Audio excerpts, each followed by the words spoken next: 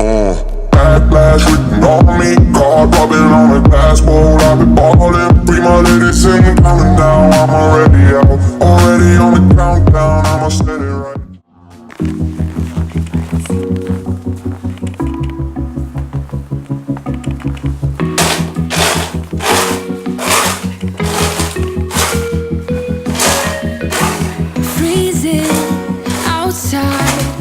A bit high on the feeling, can't seem to focus.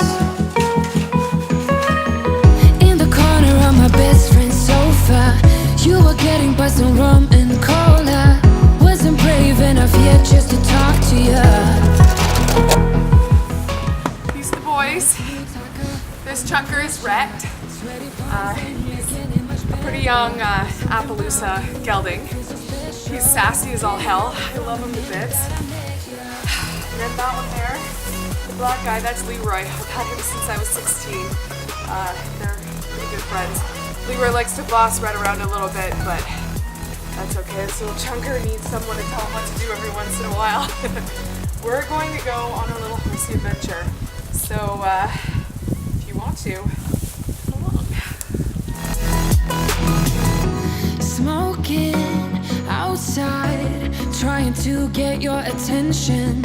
You make me nervous. In the corner of my best friend's sofa, you were getting buzzed on rum and cola. Wasn't brave enough yet just to talk to you.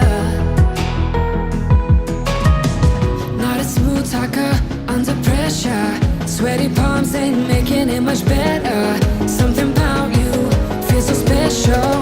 Pretty ugly from the minute that I met you.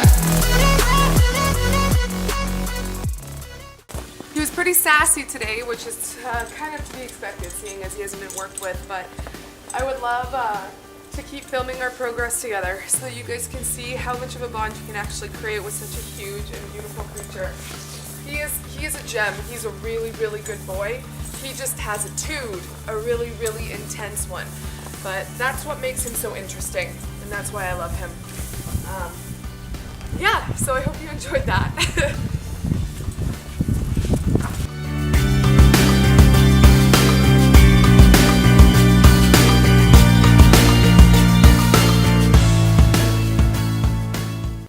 I think that went relatively well.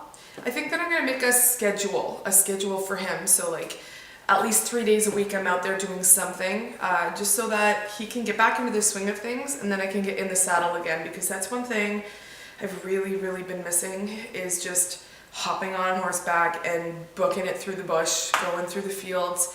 It reminds me of when I was in high school, when I was a bit younger. It's so freeing, you know? So I'd like to get back into that again. Maybe have some horsey friends come out and join me. That'd be really cool. But one step at a time, I suppose. I don't know if he's ready for that quite yet. I don't know if I'm ready for that quite yet. But we'll get there. He was so good today. Well, he wasn't really that good, but he was good considering it's been a few months, so good times. Alright, so I'm going to be showing you one of my favorite, most simple recipes. I use this in so many different meals. I put it with eggs, I put it with ground chicken to make burrito bowls. Straight up guacamole. So easy. So really, it's pretty simple. I only have a handful of ingredients. One, obviously, some good, nice, ripe avocados. Usually I would use Roma tomatoes, but I don't have any. So all I have in my fridge is like assorted kind of cherry tomatoes, so I'll throw those in there.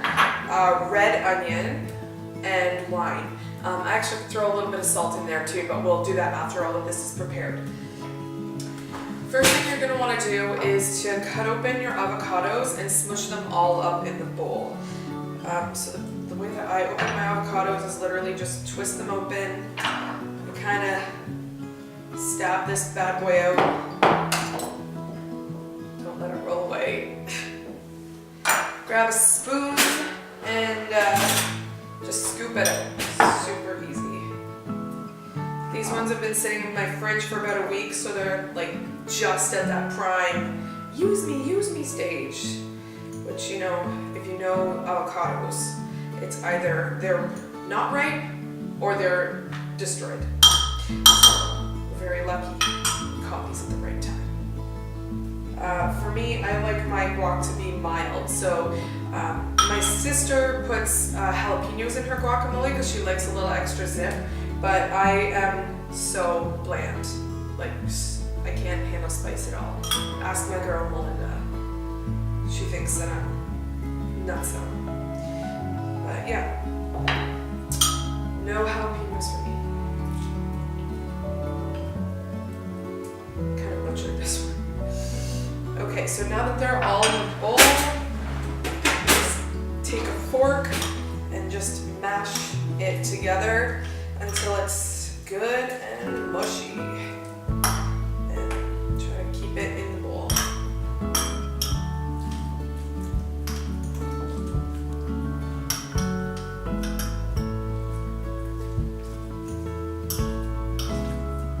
Making a huge mess. One thing that my parents will attest to, because I still live in the farmhouse, which is like a bloody blessing. It's beautiful here. But I'm a bit of a messy cook because, you know, I'm all in, right? So, sorry, not sorry. If you can manage to do this and not mess it up, then like, you get brownie points and I'm proud of you. L'oignon. Don't ask me why we have knives this big. I don't know where this could possibly be purchased from, but it's so convenient. And you know, if we ever have an intruder, like, shit gets real fast.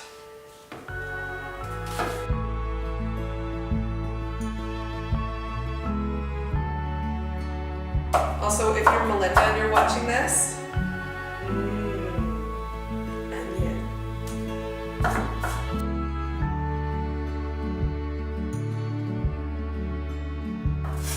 Okay, so it's finally chopped enough for me. I personally love onion. Like, I would literally probably eat an onion raw. So I don't care if there's bits that are a bit bigger. If you're not one of those types of people, just make sure that you chop it nice and fine. And when it mixes into the guac, you won't get a big chunk of onion. But like for me, that's a treat and a surprise, and I love it. So there we go. Just added it. One other thing I really like about guacamole is it's a raw, you know, there's nothing heated or prepared about it. It's a raw food, and it's really good for you. It's a good source of all of the essential fats that you need for your brain to function properly, for your body to keep on ticking. It's really important that we get those types of fats. You can get them from coconut oil, you can get them from salmon. I am obsessed with avocado, so I get a lot of my healthy fats from that. So yeah, just a little fun tidbit about why this is so good for you. Alright, so my next step is I'm going to chop up some of these tomatoes, and usually I just chop them into little quarters, you know, or finer. For me, I just like the tomato juices in there to get all of those little seeds and stuff mixed up. I'm a huge tomato fan. In the summertime, we grow quite a large garden, and my dad always puts an abundance of tomatoes. This past year, they were just so refreshing to have on a summer's day. We'll sit down and just sprinkle a little Himalayan salt on them and eat them like apples. And I know that's a little weird, but country people, we do weird things, and we're all for it. We're here for it. Maybe you should try it. Right? I really love it.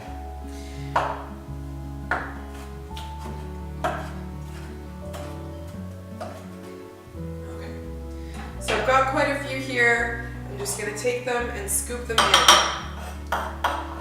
All the juices too will help to kind of make your guac a little bit creamier, which I really like. I like it when it's a little bit less chunky and a little bit more creamy. So I'm going to just take those and stir them in the pot. It's already looking fabulous. I could probably just heat this up with a spoon and eat it like that, because I'm a loser and I live that life. Last step is your lime. Usually I just half it. I grab my fork and I juice it in there. I try to get all of the juice that I can into the guac, because again, it'll make it a lot creamier, and this adds a little extra zip without it being spicy, which is what is important to me because I'm not about the spice life, right? Good. And literally, I know, like disgusting mess, but that's all it is. That's all there is to it. I'm gonna probably just add another little pinch of salt.